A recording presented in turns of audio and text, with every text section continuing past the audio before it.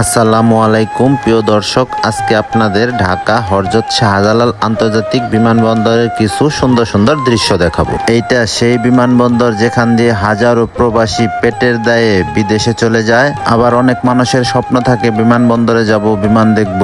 আসলে কিন্তু বিমানবন্দরের সামনে থেকে বিমান দেখা যায় না। বিমানবন্দরের সামনে থেকে শুধু দেখা যায় যাত্রী আসতেছে আর বিদেশ যাইতেছে, এই দৃশ্যটাই দেখা যায়। আজকে মোটামুটি আপনাদের বিমানও দেখাবো আর বিমানবন্দরের চারপাশে ঘুরে দেখাবো, সাথেই থাকুন।